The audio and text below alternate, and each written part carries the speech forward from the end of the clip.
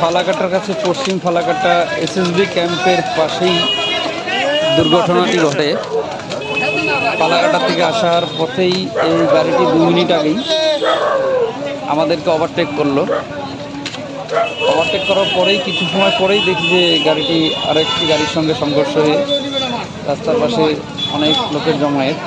বাইকটি দাঁড় করিয়ে দেখতে গেলাম, দেখি যে আরেকটি মাছের গাড়ির সঙ্গে দুর্ঘটনাটি ঘটে। এই গাড়িটি ছিল অক্সিজেন সিলিন্ডারের গাড়ি। সেই গাড়িটি ধাক্কা মারে মাছের গাড়ির সঙ্গে। এটি দেখুন, সিলিন্ডারগুলি সম্পূর্ণ কিন্তু রাস্তা দিয়ে পড়েছিল। এলাকাবাসী সকলেই সেগুলো এনে তুলে দেয় গাড়িতে। অনেকগুলো যাই হোক বাইরেও পড়ে আছে, এখনো কাজগুলো ভেঙে গেছে। সামনে গাড়ির দুটোই একদম ক্ষতবিক্ষত হয়ে গেছে। তবে যিনি চালক ছিলেন দুজনেই কিন্তু সুস্থ আছেন। তবে অক্সিজেনের গাড়ির চালকটি বর্তমানে এখানে উপস্থিত নেই, পালিয়ে গেছেন। দেখুন গাড়িটির এই অবস্থা সামনে। যদিও অক্সিজেনের গাড়ির চালকটাই গাড়িটি উল্টো সাইডে এসে লাগিয়ে দেয়।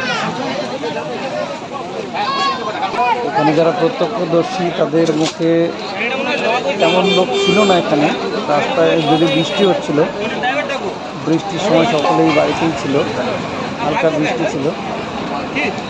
মাছগুলো এখন সবাই তুলে দিচ্ছেন। এরা মাছের গাড়ির ড্রাইভার এবং যিনি সহায়তা করেন তিনি ছিলেন, পেয়েছেন কিছুটা। তখন মাছগুলো বাড়িতে ছড়িয়ে ছিটিয়ে আছে, পাশে যেটি বাড়িতে গিয়ে ছড়িয়ে ছিটিয়ে আছে, সেখান থেকে সবাই সহযোগিতা করছেন, তুলে দিচ্ছেন মাছগুলো। দুটি গাড়ি ভালোই ক্ষয়ক্ষতি হয়েছে, যদিও যত সম্ভব গাড়িগুলো চালিয়ে নেওয়া সম্ভব হবে না। কিছুক্ষণ পরেই ফালাকাটা থানা থেকে পুলিশ উপস্থিত হন। দেখুন কী অবস্থা, গাড়িটির কী অবস্থা। দুটো গাড়ি সামনের গ্লাস এবং সামনের যে ইঞ্জিনে প্রচণ্ড প্রেশার পেয়েছে, অনেকটাই ক্ষয়ক্ষতি হয়েছে। এখন মাছগুলো জ্যান্ত রাখার জন্য আবার পাম্পসেটটি চালু করা হচ্ছে।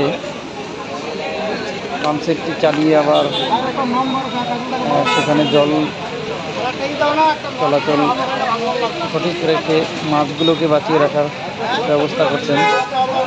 গাড়িটিতে হয়তো চাবি লাগানো আছে, ওয়াইপারটা এখনও চলছে।